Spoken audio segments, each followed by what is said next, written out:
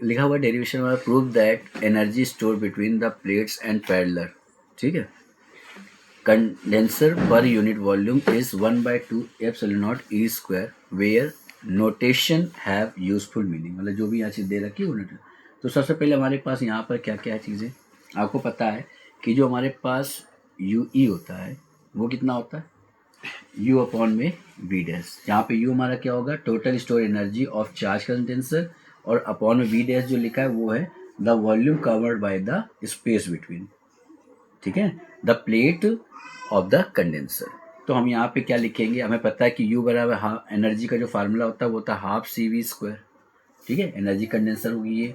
तो volume describe जो करा गया है स्पेस के द्वारा प्लेट्स में वो क्या है, वी डैश है, और जिसका फार्मूला होता है ए इंटू डी, जहाँ पे ए हमारा क्या होता है, एरिया होता है, और डी हमारा क्या हो जाता है, डिस्टेंस बिटवीन द प्लेट्स हो जाता है।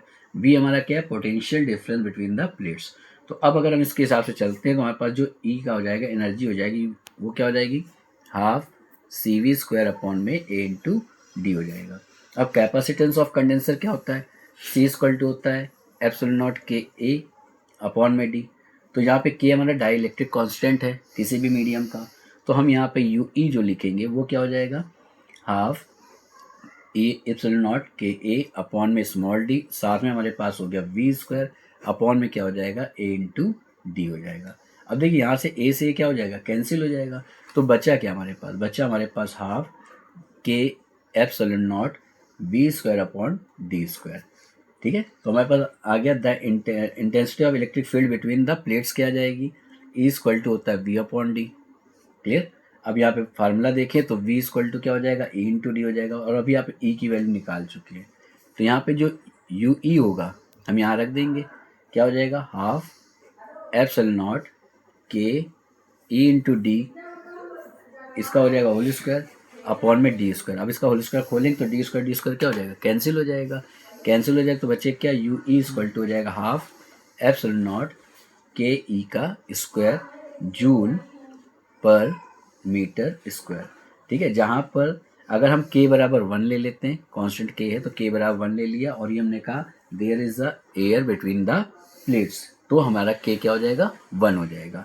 देन हमारे पास जो आ जाएगा एनर्जी डेंसर ऑफ कंडेंसर का आएगा वो यू ई इक्वल टू हो जाएगा half epsilon not E square joule per metre square, ये हमारा इसका फार्मूला हो गया। आई होप आपको समझ में आ गया होगा। चलिए दूसरा देखते हैं। लिखा हुआ है अगला डेरिवेशन हमारे पास है, obtain an expression for the capacitor of the parallel plate capacitor when dielectric is field with the between the two plates. मान लीजिए हमारे पास दो प्लेट्स हैं, ठीक है, एक पर क्यू चार्ज प्लस का है, एक पर माइनस क्यू चार्ज है। ये मान लीजिए हमारे पास पॉजिटिव चार्ज के साथ है, ठीक है, और यहाँ पे हमारे पास माइनस चार्ज है। अब इसके बीच में एक हमारे पास क्या है, डाई इलेक्ट्रिक हमने यहाँ भर दिया, जिसकी चौड़ाई जो है हमारे पास टी है, ठीक है, इसका ये दे रखा है डी। अगर हम इसके बीच का गैप निकालेंगे तो हमारे पास क्या हो जाएगा, डी माइनस टी हो जाएगा, ठीक है। ये बात समझ आ गई। तो अब ये यहाँ पर निकलने वाला जो है ये P2 है, जबकि यहाँ पर हमारे पास क्या है, P1। अब सारी चीज़ समझिए कि हमने क्या मान लिया कि P1 और P2 दो पैरेलल प्लेट्स हैं, पहली P1 है दूसरी P2 प्लेट्स है, ठीक है, और इसमें सेपरेट जो अलग अलग एक दूसरे से गैप करा गया वो D का है, ठीक है। सरफेस एरिया इनका दे रखा है A, और सपोज कर लेते जो डाई इलेक्ट्रिक सब्सटेंस थिकनेस है वो T दे रखी है। देखिए हमारे पास यहाँ पे लिखा है obtain an expression for the capacitor of the parallel plate capacitor when dielectric field between the two plates. मतलब यहाँ पर दो प्लेट्स हैं P1 और P2, ठीक है, जिसमें P1 पे हमारा पॉजिटिव चार्ज है, ठीक है, और P2 पे हमारा नेगेटिव चार्ज है, ठीक है। अब इनके बीच में जो गैप दे रखा है उसके गैप के डिस्टेंस दे रखी D, ठीक है। एक हमने इसमें प्लेट लगा रखी है जिसकी चौड़ाई दे रखी T, ठीक है, और अगर हम इसको प्लेट को जब डालेंगे तो बाकी बचा जो स्थान हो जाएगा, जो बची जगह होगी वो D माइनस टी हो जाएगा। इसका जो एरिया दे रखा है वो A है, क्लियर। तो हम यहाँ पे लेके चलते हैं, जब पॉजिटिव चार्ज हमारा P1 पे लग रहा है, ठीक है, तो क्या होगा, और जब माइनस चार्ज हमारा इंट्रोड्यूस हो रहा है इनर पे आकर के प्लेट P2 पे, तो क्या होगा इसको देखते हैं, और यहाँ पे हम लोग इसका डेरिवेशन कैसे करेंगे इसको देखते हैं, ठीक है। चलिए आगे देखिएगा। तो सबसे पहले हम यहाँ पे निकालते हैं कि intensity of the electric field, यानी कि जो E0 है उसका फार्मूला आप जानते हैं, क्यू अपॉन क्या होता है, एप्सिलॉन नॉट ए होता है। ठीक है, तो intensity of electric field in dielectric medium में जो हो जाएगा वो ई इक्वल टू हो जाएगा क्यू अपॉन एप्सिलॉन नॉट के ए, यहाँ पे के हमारा एक कांस्टेंट होता है। ठीक है, अगर हम इसका पोटेंशियल डिफरेंस की बात करते हैं प्लेट्स के बीच में, तो हमने मान लिया वी, और वी का फार्मूला हो जाएगा E naught D minus T plus E T. तो ये ई टी के साथ हो गया, प्लेट के साथ हो गया, ये बाकी बचे स्थान के लिए हो गया। ठीक है, तो हम यहाँ पे दोनों की वैल्यू रखेंगे, यानी क्यू अपॉन में एप्सिलॉन नॉट ए, साथ में डी माइनस टी हो गया, प्लस का क्यू अपॉन में एप्सिलॉन नॉट ए के हो गया, साथ में टी हो गया। ठीक है, अब अगर इसका हम अंदर गुणा करना चाहिए, हम कॉमन लेना चाहिए, तो क्यू एप्सिलॉन नॉट ए को कॉमन ले लिया, तो हमें बच जाएगा डी माइनस टी प्लस का टी अपॉन के हो गया। क्लियर, के सॉरी के हो गया। ठीक है, तो कैपेसिटर ऑफ कैपेसिटर जो आ गया वो हमारा सी इक्वल टू फार्मूला होता है क्यू अपॉन वी। इस फार्मूले के हिसाब से हम यहाँ पे इसकी वैल्यू रख देंगे, तो क्यू अपॉन में क्यू एप्सिलॉन नॉट ए, साथ में यहाँ पे हो गया डी माइनस टी और प्लस का टी अपॉन में के। इस क्यू से क्यू कैंसिल हो गया, ये ऊपर चला जाएगा, तो सी इक्वल टू फार्मूला आपके पास हो गया एप्सिलॉन नॉट ए अपॉन में क्या हो जाएगा डी माइनस टी प्लस का टी अपॉन के फेरेड।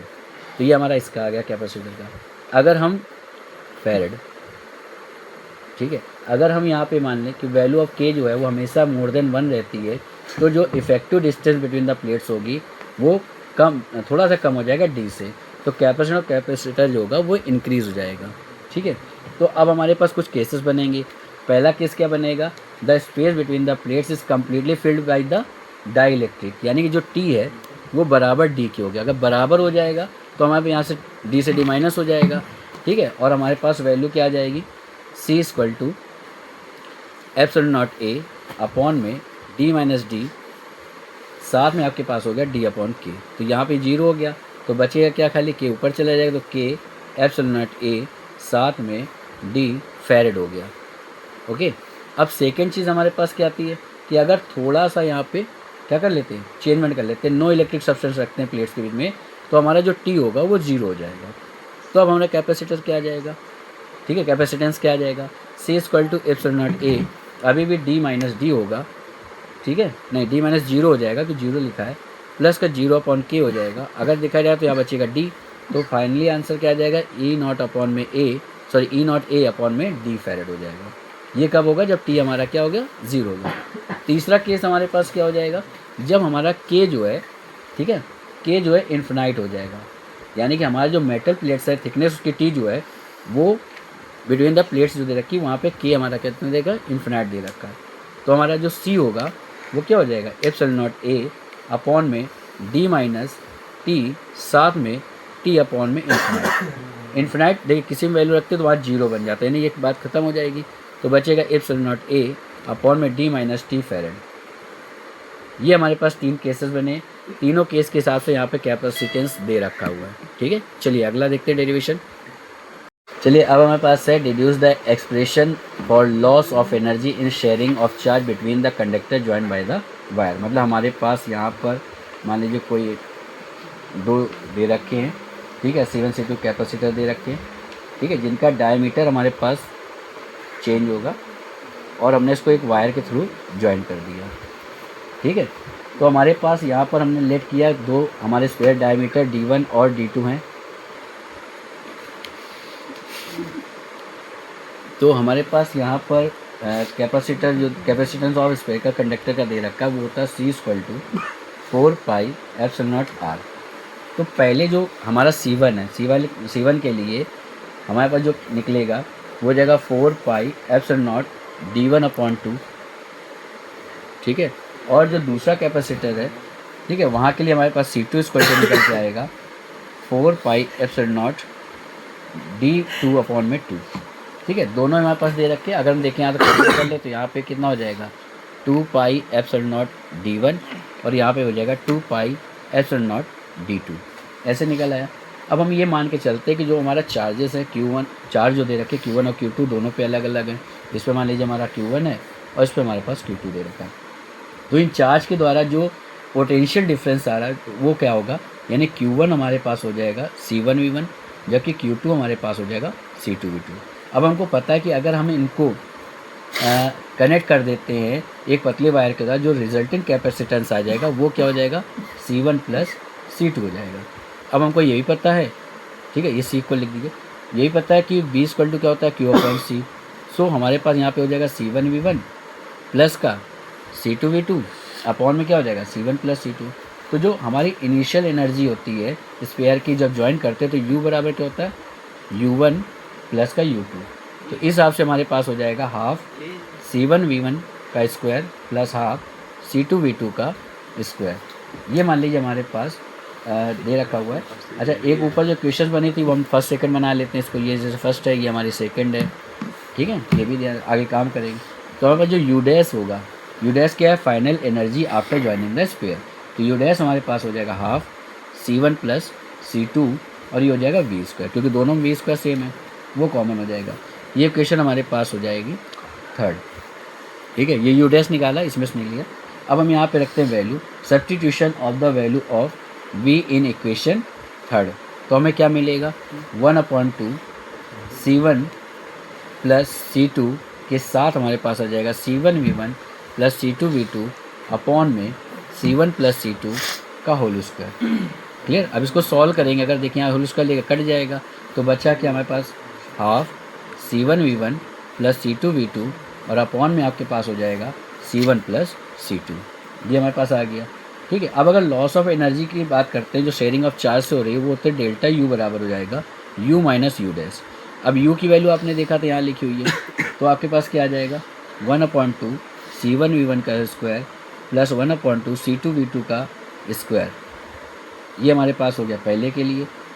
माइनस करेंगे तो क्या हो जाएगा, C1V1 प्लस C2V2 इस पूरे का होल स्क्वायर अपॉन में हो जाएगा C1 प्लस C2 साथ में 2 टाइम। ये भी हम लोग निकाला भी था यू डैश।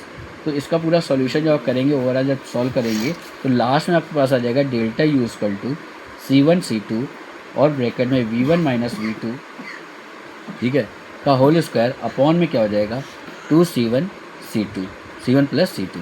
इसको आप पूरा सॉल्व कर लीजिएगा, पूरा सॉल्व करेंगे, होल स्क्वायर खोलेंगे, सारी चीज़ें सॉल्व करेंगे, तभी आपके पास आएगा। तो आपके पास जो substitution of value C1 C2 की ली थी इक्वेशन फर्स्ट और सेकंड से, हम यहाँ रख लेंगे। जब इसको रखेंगे तो हमारे पास डेल्टा U बराबर क्या आ जाएगा, डेल्टा U बराबर क्या आ जाएगा, 2 पाई एप्सिलॉन नॉट D1 इंटू में 2 पाई एप्सिलॉन नॉट D2 साथ में हो जाएगा V1 माइनस V2 का होल स्क्वायर अपॉन में हो जाएगा 2 into 2 pi epsilon not D1 plus का 2 पाई एप्सिलॉन नॉट D2। अब हम इससे कॉमन लेना है, चीज़ें कॉमन ले लेंगे, तो 2 से आप देखिए 2 भी कैंसिल हो जाएगा, ठीक है। अब क्या क्या कॉमन हो रहा है, देखिए 2 पाई एप्सिलॉन नॉट D1, ठीक है, इंटू में 2 पाई एप्सिलॉन नॉट D2 और यहाँ पे हो गया V1 माइनस V2 का होल स्क्वायर अपॉन में यहाँ से हो रहा है 2 पाई एप्सिलॉन नॉट कॉमन, तो हमारे पास हो जाएगा D1 D2। तो ये पूरा हमारा कैंसिल हो रहा है एक से, तो बचा क्या हमारे पास डेल्टा U बराबर, एक तो हमारे पास 2 पाई, ठीक है। अच्छा, एक 2 से ये भी 2 कैंसिल हो गया, ये वाला 2 आया था ना, 2 बार मैंने 2 लिख दिया, एक बार लिखना था, तो ये कैंसिल हो गया। तो आपके पास क्या बचेगा, केवल पाई एप्सिलॉन नॉट D1 D2 और ब्रैकेट में V1 माइनस V2 का होल स्क्वायर अपॉन में D1 प्लस D2। यानी कि ये तब आएगा जब हमारे पास कोई भी कंडक्टर जो वायर से जोड़ा गया है और वो दोनों दिखे हुए, तो लॉस एनर्जी का फार्मूला हो गया। देखिए हमारे पास दे रखा है obtain an expression for the drift velocity of electron. तो सबसे पहले हम पता करेंगे ड्रिफ्ट वेलोसिटी क्या होती है। तो drift velocity is the velocity with which electron in a conductor are drifted toward the positive terminal of the potential sources, ठीक है। अब हम जानते हैं कि जो हमारा कंडक्टर है, मान लो वहाँ पे n नंबर ऑफ इलेक्ट्रॉन्स हो, ठीक है।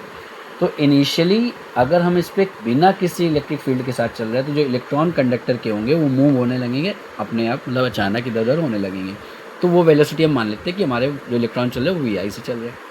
तो हमारे पास जो 1/n, ठीक है, सिग्मा VI होगा, वो हमारा क्या हो जाएगा 0। ये हम मान लेते हैं क्वेश्चन फर्स्ट, जहाँ पे यहाँ n दे रखा और ये I बराबर दे रखा 1, ठीक है। अब हम ये मान लेते हैं कि जो हमारा इलेक्ट्रिक फील्ड अप्लाई किया गया है कंडक्टर पे, ठीक है, अक्रॉस द कंडक्टर, तो वो फोर्स लगा रहा है। अब फोर्स लगा रहा है तो वहाँ पे F इक्वल टू क्या होता है हमारे पास, माइनस का E हो जाता है, ठीक है। अब ये भी हम जानते हैं क्योंकि हमारे पास F इक्वल टू क्या होता था, QE होता है, ठीक है। तो इस प्रकार से हम यहाँ लेके चलते हैं। एक और फार्मूला होता है F=ma।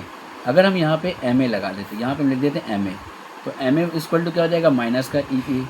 तो ए की जो फार्मूला आया वो हो गया माइनस का EA अपॉन में m, जहाँ पे हमारा ए है एक्सलेरेशन ऑफ द इलेक्ट्रॉन, ठीक है, टर्मिनल की तरफ भाग रहे, और जब m है वो मास ऑफ द इलेक्ट्रॉन है। अगर हम ये मान लेते हैं कि टाउ जो है वो एवरेज एक्सलेरेशन है, रिलैक्सेशन टाइम है, सॉरी, टाउ जो है वो हमारा रिलैक्सेशन टाइम है एवरेज का, एवरेज रिलैक्सेशन टाइम है, ठीक है। तो ये हमारे पास क्या करेगा, कोलिजन को टकराने के बीच का जो टाइम है उसकी बात कर रहे हैं। तो हमारी जो पहली इक्वेशन बनेगी मोशन की वो क्या हो जाएगी, वी आई एवरेज, ठीक है, equal to V I average, ठीक है। यहाँ पे आप यू लिखें, यू मतलब होता है इनिशियल हमारा जो होता है, ये एवरेज हो जाए प्लस ए, और टाइम जो है वो एवरेज का हो गया। तो हम यहाँ पे लिखेंगे वी डी इक्वल टू 0, ये इनिशियल जो हमारा होता है वो 0 होता है, और यहाँ पे हो जाएगा माइनस का ई ये हम ऊपर निकाल चुके थे वो रखते हैं एम, और साथ में टाउ हो गया। तो हमारा जो फाइनली वी डी यानी ड्रिफ्ट वेलोसिटी जो आई वो आ गई माइनस का ई टाउ अपॉन में हो गया एम, जहाँ पर हमारे पास वी डी है ड्रिफ्ट वेलोसिटी, ठीक है, वो हम लेके आए हैं कहाँ पे, वी आई एवरेज की जगह पर लेके। तो ये हमारे पास ड्रिफ्ट वेलोसिटी का फार्मूला प्रूव हो गया। अगर हम इसमें लेके चलते हैं करंट और ड्रिफ्ट वेलोसिटी के बीच में अगर रिलेशन बना देते हैं, तो मान लीजिए हमारे पास एक हमारे पास दे रखा है, ठीक है, जिसमें इलेक्ट्रॉन हमारे जो हैं मूव कर रहे हैं, ठीक है, और फिर ड्रिफ्ट वेलोसिटी लगा रहे हैं वी डी की। इसकी जो लेंथ दे रखी वो एल है, ठीक है, और हमारे पास इलेक्ट्रॉन जो इलेक्ट्रिसिटी है वो हमारी इधर साइड जा रही है। तो हमने यहाँ पे क्या किया, एक हमने एरिया लिया, क्रॉस सेक्शन एरिया लिया, जो क्रॉस सेक्शन एरिया दे रखा है एक, यहाँ पर हमारे पास जो नंबर ऑफ़ इलेक्ट्रॉन है पर यूनिट वॉल्यूम में वो दे रखे। तो इसलिए हम मान के चलते हैं जो n है वो स्मॉल n ए एल दे रखा है। टोटल चार्ज जो हमारा E होगा वो हो जाएगा Q, जो टोटल चार्ज, सॉरी E नहीं, जो चार्ज होता है वो Q से डिनोट करते हैं, Q जो दे रखा है वो हो जाएगा N A L E, ठीक है। इसमें अब करंट जा रहा है, करंट का फार्मूला हमें पता है, आई इक्वल टू होता है QT हो जाता है, Q अपॉन T हो जाता है। अब यहाँ Q की वैल्यू रख दीजिए, आई इक्वल टू क्या हो जाएगा N A L E upon में T। तो जो I का फार्मूला निकल के आया वो क्या आ गया, N E A V D, ठीक है। ये हमारे पास आ गया एक रिलेशन बिटवीन द करंट और ड्रिफ्ट वेलोसिटी के साथ, क्योंकि हमको पता है कि जो वी डी है वो एल अपॉन टाउ होता है, ठीक है। पर्टिकुलर जो लेंथ में जो टाइम रिलैक्सेशन टाइम लग रहा है वही ड्रिफ्ट वेलोसिटी कहलाती है। तो ये हमारे पास इसका रिलेशन दे रखा है, किसका रिलेशन है, relation between the current and drift velocity का। बहुत इंपॉर्टेंट है, अब इसको पढ़ लीजिएगा, देख लीजिएगा, ओके। चलिए देखिए, अब हम लोग पढ़ने जा रहे हैं series combination of the resistance. मान लीजिए हमारे पास रेजिस्टेंस है R1, ठीक है, और दूसरा हमारे दे रखा है R2, रेजिस्टेंस है ये, और ये हमारे पास जा करके ये की होता है, और यहाँ पे एक बैटरी से जुड़े हुए हैं, इस पर बहने वाली जो धारा है वो I है, ठीक है, ये हमें दे रखी है, और इसका जो पोटेंशियल डिफरेंस है वो भी दे रखा है। तो दो रजिस्टर हैं, एक R1 है एक R2 है, दोनों सीरीज़ में कनेक्ट है करे गए, और हम जानते हैं सीरीज़ कॉम्बिनेशन में जो करंट होता है वो सेम चलता है, ठीक है। तो वोल्टेज जो हमारा दे रखा है वो अलग अलग होगा, ठीक है। तो हमारे पास क्या हो जाएगा, जो V होगा फाइनली वो V1 प्लस V2 होगा।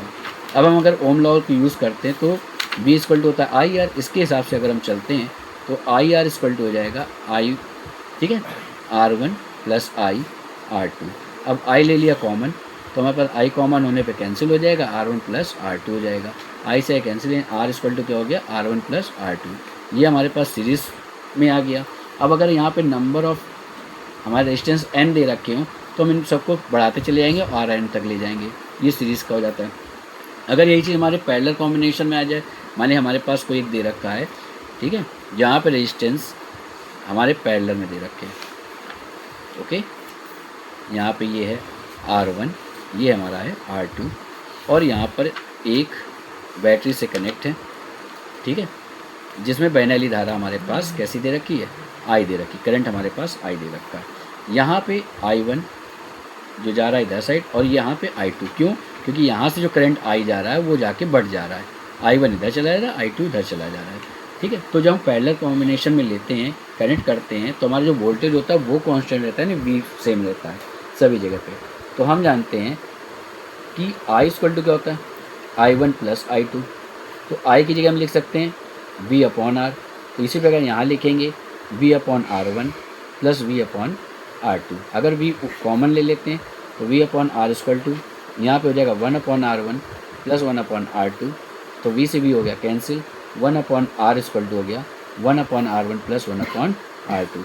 इस प्रकार से अगर n नंबर तक अगर हमारे रेजिस्टेंस जुड़े हो तो वहाँ पे हमारे पास हो जाएगा 1 upon R equal to 1 upon R1 plus 1 upon R2 plus dash 1 upon Rn। ये हमारे पास टोटल इसका निकल आएगा। इस तरह आप इस न्यूमेरिकल भी लगा सकते हैं और आप देख सकते हैं। देखिए हमारे पास यहाँ रिलेशन निकालना बिटवीन द इंटरनल रेजिस्टेंस और टर्मिनल पोटेंशियल डिफरेंस के बीच में, ठीक है। तो हमने कंसीडर कर लिया एक सेल है जहाँ पे EMF है E, capital E with terminal resistance R दे रखा है, स्मॉल r है यहाँ पर, ये स्मॉल r दे रखा है। Connected to the external resistance capital R से कनेक्ट है, यहाँ पे कैपिटल R है, ठीक है। और इसका जो करंट है इन द सर्किट में वो हमारे पास क्या हो जाएगा, I equal to E upon में capital R plus small r। ये क्वेश्चन फर्स्ट है। अगर हम ये मान चलते हैं, हमें पता भी होता है कि चूँकि I इक्वल टू होता है टोटल EMF अपॉन में हो जाएगा टोटल रेजिस्टेंस, ठीक है। तो हम टर्मिनल पोटेंशियल में जो डिफरेंस निकालते हैं वो हमारा क्या हो जाता है, V इक्वल टू IR। ये क्वेश्चन हमने मान ली सेकंड है। अब दोनों इक्वेशन को अगर हम लेके चलते हैं तो हमारे पास क्या हो जाएगा, I in bracket R plus small r equal to E। तो यहाँ पे मल्टीप्लाई कर दीजिए IR प्लस का I small r equal to E। V चूँकि हम पता है इसका IR इक्वल टू V लिख सकते हैं, V plus IR equal to हो जाएगा कैपिटल E, ठीक है। तो V इक्वल टू आपके पास आ गया E माइनस का IR।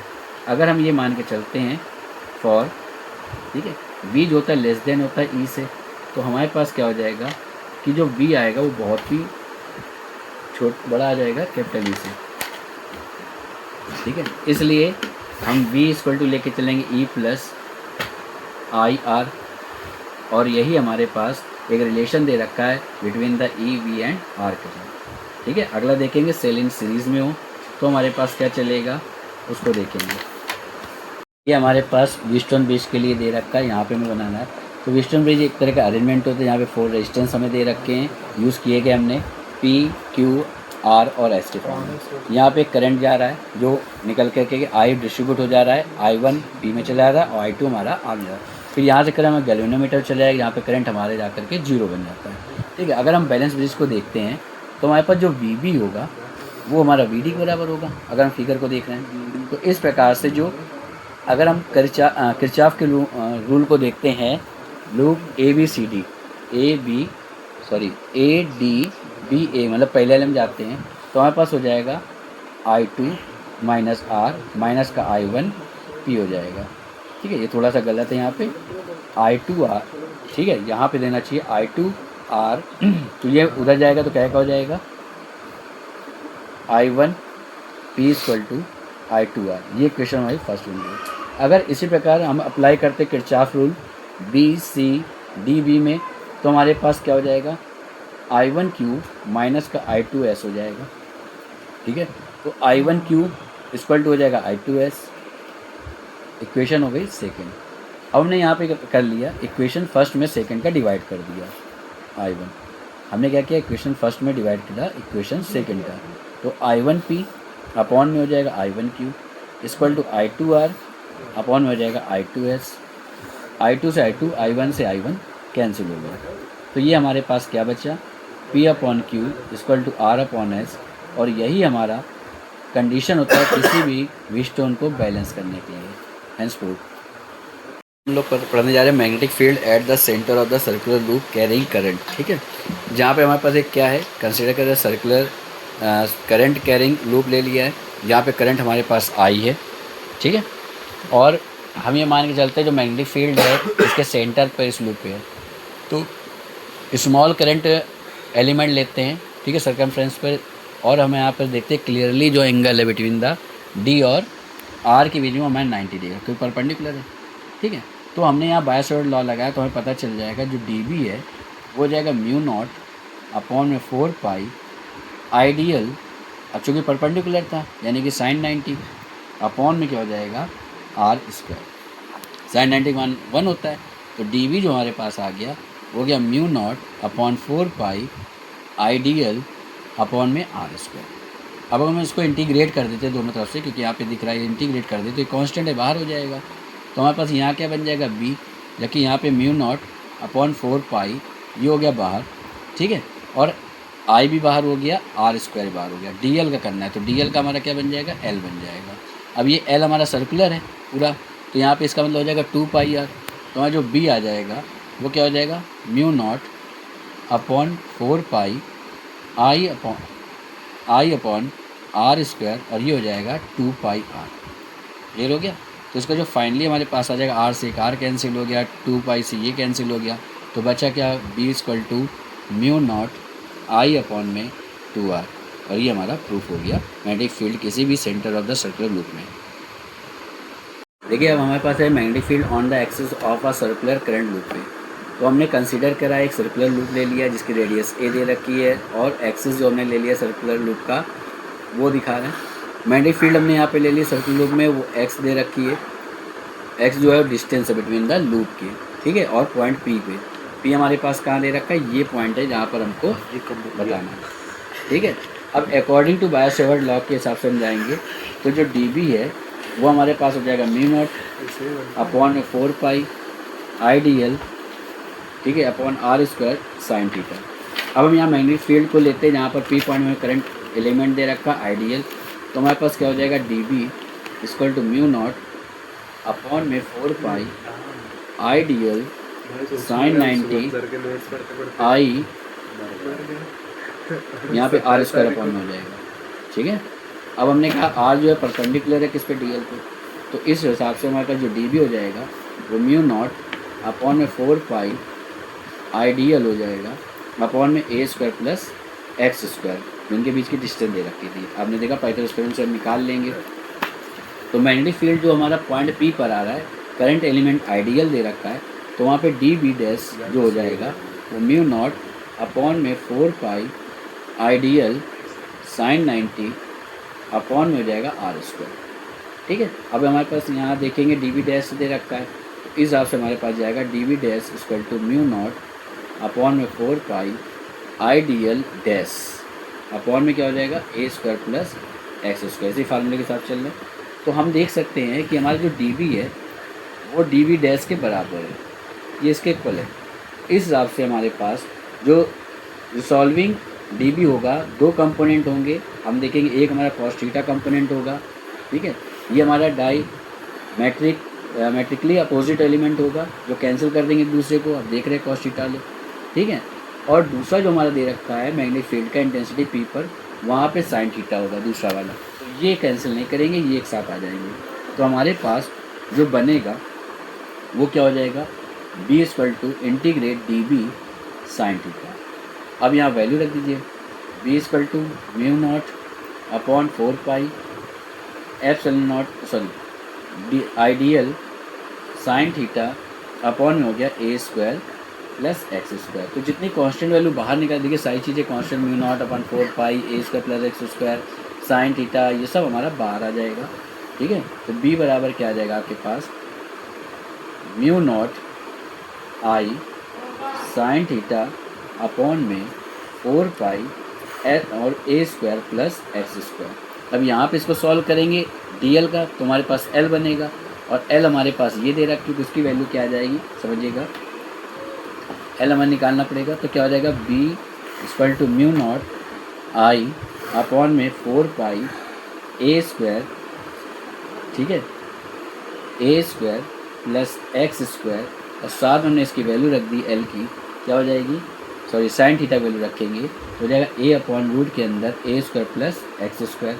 और एल हमारे पास निकलेगा, पिछले वाले में बता चुके थे 2 पाई आर, तो इस 2 पाई आर से हम इसको कैंसिल करेंगे, 2 पाई से हमने यहाँ 4 पाई कैंसिल किया, बचा 2, तो बी इक्वल टू कितना हो जाएगा mu not I A square upon में हो जाएगा 2 ए स्क्वायर प्लस एक्स स्क्वायर देखिए पावर 1 और इसकी 1/2 मिला के 3/2 हो गई। तो ये हमारे पास इसका प्रूवमेंट आ गया। अगर हम यहाँ ए को मान लें बहुत छोटा है एक्स के मुकाबले में, ठीक है, एक्स बहुत बड़ा दे रखा है, तो हम वहाँ से ए को हटा भी सकते हैं। तो हमारे पास जो बी आ जाएगा वो हो जाएगा म्यू नॉट आई अपॉन में 2x² की पावर 3/2, यहाँ 2 से 2 कैंसिल हो जाएगा, तो आ जाएगा म्यू नॉट आई अपॉन में 2x³। ये हमारा मैग्नेटिक फील्ड का आपका पूरा आ गया।